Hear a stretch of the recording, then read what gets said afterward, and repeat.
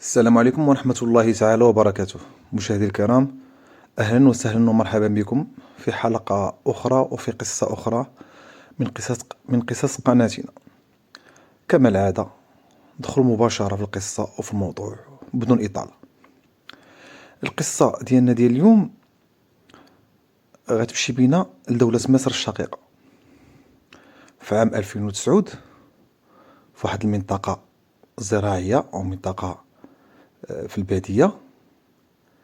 واحد السيد فاق الصباح كما عادة ديالو كيفيق، كيدخل الحقل ديالو، كيقلب، كيشوف اشنو كاين، اشنو طاري في الحقل، واش خاصو شي حاجة، كي غادي السقي، واش كاين شي حيوانات تما ولا شي حشرات ولا كذا. كل صباح كيدخل الحقل ديالو، عنده الحقل ديال الذرة. واحد الصباح كما عادته فاق، يعني دخل الحقل ديالو كيشوف، كتبان ليه شي حاجة من بعيد في الأرض. جا كيقرب كيقرب كيقرب، وإذا به كيتفاجأ بواحد الجثة مليوحة في الحقل ديالو، وسط الحقل ديالو. السيد كبير في العمر تخلع، جا كيجري للدار عند ولادو، قال لهم ها لقيت وها لقيت وها لقيت. خرج هو ولادو وخرجوا معاه شي جيران، جاو للحقل، إذا بهم كيكتشفوا جثة ديال واحد الشاب مرمية وغارقة في الدماء ديالها. أول حاجة طبعا الناس بدويين تخلعوا مباشرة، عيطوا للشرطة. الشرطة ملي كتسمع بحال هاد الجرائم ديال القتل يعني كتجي مباشرة وفي الحين. في الحين طبعا جات الشرطة، وجات معها الشرطة العلمية والتقنية. بداو كيديروا في الأبحاث ديالهم وكيشوفوا اشنو واقع، باش يعرفوا ملابسات ديال الحادث وكيفاش وقع وشكون دارو والهوية ديال الجثة. طبعا بدات الشرطة في العمل ديالها. قسم منهم مشى كيسول الناس موالين هذاك الحقل والجيران ديالهم والناس ديال داك الدوار كامل، واش كيعرفوا هاد الجثة ولا لا. و النص الاخر بدا في البحث في مكان ديال الحادثة. طوقوا المكان داك الحقل كامل بالشريط، طوقوه باش ما يدخل ليه حتى واحد ويعبت في معالم ديال الجريمة. وبدات هنا العملية ديال البحث.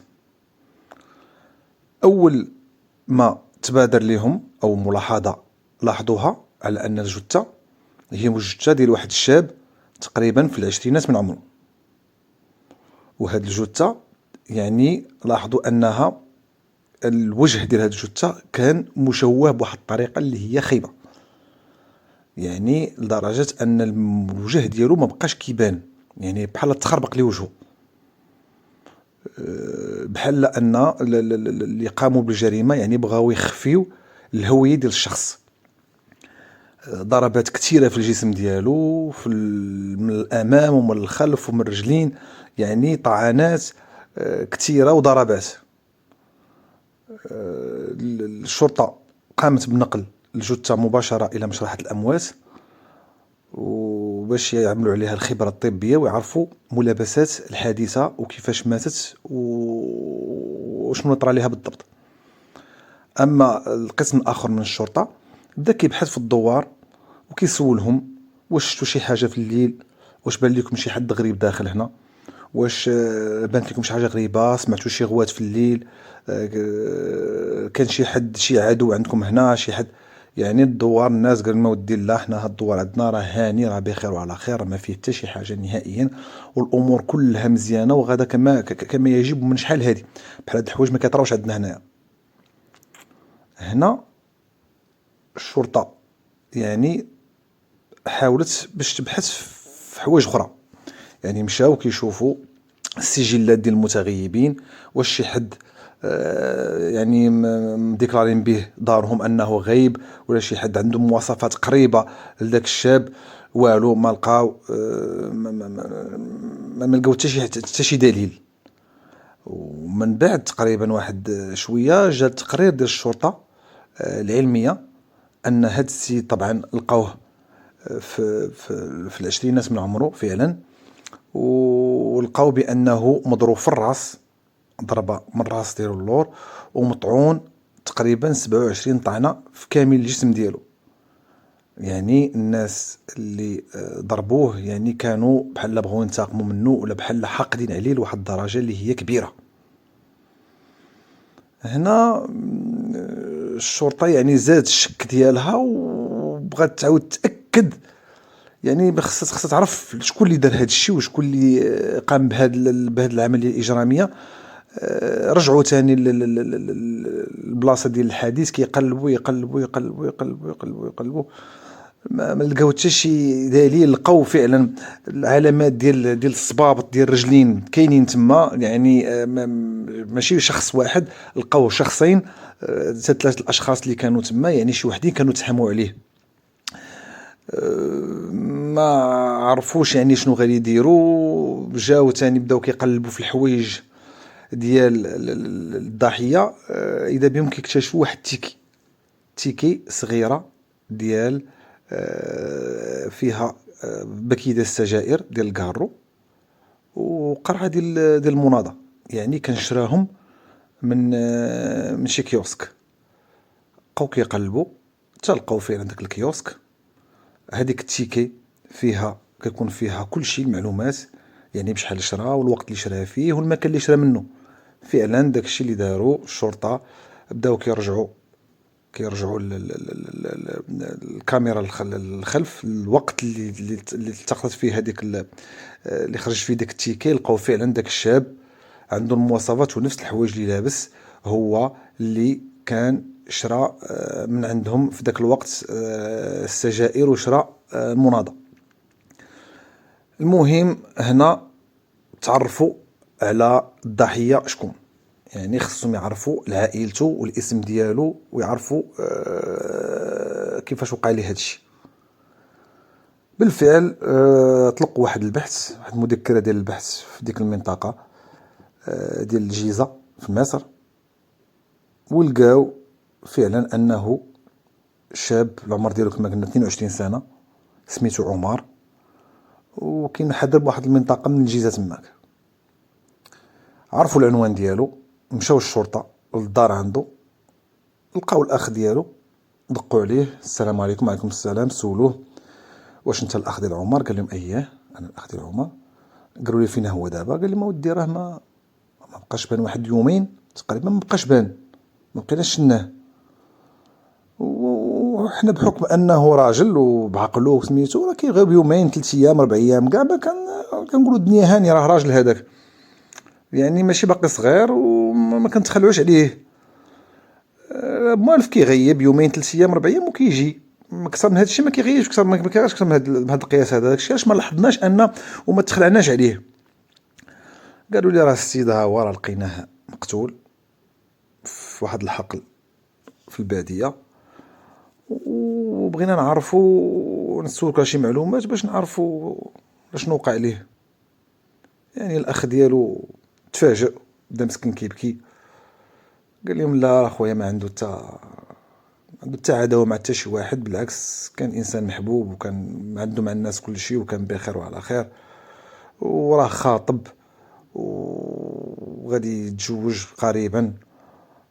سولوه قالوا ليه كيفاش خاطب، كعلاقته كي دايره مع مرته؟ قال لهم لا راه خطيبته راه عنده معاه مزيان، والديها عندهم معاه مزيان، ما كاين حتى شي عداوه نهائيا. قال له امتى اخر مره شتي؟ قال له شتو النهار فاش طرا ليه المشكل. يعني قال لك خرج، قلت لي فين غادي؟ قال لك اودي غادي عند دار الخطيبه ديالي وباها عيط ليا باش نتعشى معاهم وانا غادي نمشي، صافي خرج من تما ما بقيتش شفتو. هنا الشرطه يعني قالتها واحد الخويط نتبعوه شوفوا ديال العائله ديال مرتو، شوفوا كيفاش القضيه ديالهم.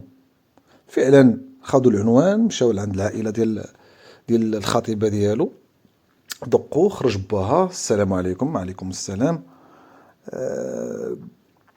سيدي بغينا نسولوك اياه عمر واش شفتو؟ قال لا ودي ما شناش، اش هادي مبقينا شناه. شوفوا كان حنا راه لقيناه مقتول وكذا، الناس كيجاوبوا عادي، قالك اودي لا عمرنا شناه. خرج الاخ قال لهم تا خو خطيبته، قال لهم عمرنا شناه. قالوا بغا نسولو خطيبته، خرجت خطيبته سولوها، قالت لهم راش هادي ما شفتو يعني. وخطيبته باين فيها انها يعني دخلت الشك للشرطه، عينيها منفوخين شويه بحال كتبكي وصفراء، يعني ما بنت ماشي عاديه. قالوا ليه نسولو الام. الاب ما بغاش، قال له ودي الام راه مريضه في الدار، ناعسه في الدار. مره اخرى سولوها راه مريضه دابا، ما يمكنش تسولوها. قال لك لا ضروري خصنا نسولوها باش نعرفوا شنو كاين على الشرطه هذه وكذا. وراه حد سميتو فعلا دخلوا عند السيده لقاوها في واحد البيت مسدود عليها. سولوها قالوا واش شتي السيد؟ قال لك لا ما شفتوش. ولاحظوا الشرطه بان الام يعني عليها بعض الكدمات بحال مضروبه، يعني بحال شي حد ضاربها، وبحال وكتهضر بواحد الطريقه بحال مخلوعه. يعني هنا الشرطه دخلهم الشك، قالوا راه شوف كاينه شي حاجه في الدار هذه، ماشي هي هذيك البنت. شو كي دايره؟ الاب كيهضر بهذيك الطريقه، الولد حتى هو كيهضر بحال انه راه تايق في نفسه. الام مضروبه، البنت عينيها منفوخين بالبكا، عينيها حمرين، يعني كاينه شي حاجه. خرجوا من ديك الدار وبداو كيسولوا في الجناف ديال الديور، كيسولوا فعلا. العساس ديال الزنقه قال لهم ودي راه فعلا راه في ديك الليله راه جا داك الدري خطيب بنتهم اللي هو عمر، وبقاو شويه وخرجوا معاه الاب والابن وهو، وركبوا في الطوموبيل، حيت هو داك العساس مقابل ديك الزنقه ومقابل الباركينغ ديال الطوموبيلات. هزوا الطوموبيل ومشاو، يمكن وصلوه وجاو بلا بيه، داوه وجاو بلا بيه. صافي هادشي اللي كنت شت. الشرطه هنا يعني دخل الشك، يعني كتقول لك او هما قال لك ما شناش حاجه يمكن شناه، والاساس قال لك لا ودي راه خرجوا معاه ودخلوا سميتو. يعني هاد الاب والابن هما اللي موالين الجريمه اللي قتلوا السيد. حنا هاد السيد غادي نسولو، غادي يبدا ينكر لينا. الولد تا هو نسولو غادي ينكر لينا، راه نديرو ليه واحد القالب شنو هو، نهددوه بولدو. فعلا شدوا الاب وشدوا الابن، فرقوهم وهضروا مع الابن. قال لي مودي لا انا ما عرفت حتى حاجه، يعني الدري قال لي ما عرفت حتى حاجه، ما بغاش يقر لهم. دخلوا هاد الاب قال لهم لا ما عرفش. قال له دير ولدك راه قر، وولدك غادي يمشي للحبس حيت هو اللي قتل. صافي ديك الساعه الاب ما لقى ما يقول، قال لي مزقاره ولدي ما عنده دخل، ما عنده حتى حاجه، ما دخل في حتى حاجه. انا اللي قتلته، هو راه كان معايا، انا اللي قتلته وانا اللي درت ليه هاد الحاله. سولو قالوا يعني كيفاش لاش درتي بحال هكا؟ قال لهم اودي انا نعاوديكم كيفاش. قال لهم اسيدي انا راني خدام في السعوديه، خدام في السعوديه، وكنجي يعني مره الى اقدر حد 2 مرات في العام. يعني كنجمع الفلوس باش نجي نجوج وليداتي وندير دار ديالي ونبرك بالمره. يعني كنجي تقريبا الا كثرت 2 مرات في العام. يعني موصي واحد السيد اللي هو جاري، موصيه جاري وصاحبي من قديم، موصي انه يرد لي البال للدار. يعني الا كان شي حاجه بانت لي ولا شي حاجه ما مقاداش ولا شي حد سميتو كيخبرني بدون علم الدار ديالي، وانا معاه على تواصل ديما. مؤخرا يعني هاد الجار ديالي لاحظ ان عمر كيدخل الدار عندي بزاف، وخصوصا مع خروج الوليدات. ملي كيخرجوا ولادي من الدار، الولد والبنت كيخرجوا يقضيو غراض، كيدخل هو وكيبقى بواحد الوقت اللي هو طويل، عاد كيخرج هو، كيجيو الاخرين. يعني هنا السيد دخلوا الشك. يعني فاش عيط السيد قال لي ودي ها كاين وها كاين وها كاين، جي. يعني قال لي هاد الشيء، ما قالش لي شي حوايج اخرى. قال لي باش عرفتي انت راه كاينه شي حاجه، قال لي غير جي ونعاود لك سميتو القصه كامله. قال لي هاد الشيء اللي بان ليا، حاول تجي. فعلا داك السيد اللي في السعوديه يعني ضرو خاطرو وصافي، ما بقدرش قادر يبقى تما ويهبط. جا لمصر. فاش جا لمصر مشى هضر مع مرتو، ما قال لهم واش السيد كيدخل هنا عمر بزاف. سول بنتو قال لها انت علاقتك كي دايره مع خطيبك؟ قالت لي ودي يا بابا راه علاقه شويه مؤخرا بحال ما بقاش كيما كان، بحال تبدل، بحال ما بقاش كيهتم بيا، بحال مشى عند مرتو قال لها كي داير علاقه مع عمر. قالت لي عادي. ما قال لها واش عندك معاه شي علاقه كتخرجي معاه؟ قالت له لا لا لا ما كاين حتى حاجه. وسميتو السيده بحال مخلوعه، السيد عرفها بعث لي بحال مخلوعه. المهم مبغاش هو يزرب في الحكم، مشى عند صاحبو قال لي شنو كاين؟ قال لي ودي راه كاين وها كاين. راه واحد النهار بنتي خدامه في واحد المول، في مول في القاهره، خدامه كتنظف تما. تبان لي هذاك عمر ومرت السيد شادين يد في يد وكيدوروا بحال شي ازواج، بحال شي حبايب. قلت لك انا بقيت كنشوف هكاك وما ما صدقتش عيني، وانا نصورهم. صورتهم وجابت صوره لباها. هذاك السيد يعني قال لي راه هادشي اللي كاين. الاخر قال لي وريني التصويره. قال لي ودي بلاش، قال لي لصقوا، قال لي ضروري توريني التصويره. فعلا وراه التصويره، فعلا داك الشيء اللي كاين. شد السيد التصويره دارها في جيبو في التليفون، مشى عند مرتو قال لها انت درتي نهار الفلاني؟ قالت ليه لا ما درتش. واش بدات التصويره؟ قال لها انت. فعلا السيده ويت نهار قالت لي ودي شوف راه انا نعاود لك شنو كاين. عمر راه واحد النهار فاش كانوا الدراري في العرس ديال عمهم، ما هي ما عندهاش مع دار راجلها. قالت بقيت في الدار، تدخل عليا عمر. دخل عمر وشدني بالقوه، يعني هو مارس عليا وفي نفس الوقت صورني بالتليفون ديالو وبقى كيهددني. مره يقول لي راه نشوهك، ها انت راه مصورك عريانه، انا مصورك كذا كذا. ومره كيجي كيمارس عليا داكشي اللي بغا وكيمشي كيجي بالقوه وبسميتو، وانا ما قدرتش وانا خايفه وانا كذا وانا كذا. عافي راجل لا عطاها الكرخه ديال العصا وهضر مع والدو ومع بنتو قال لهم شنو كاين. صافي قال ولدو عيط ليا على عمر.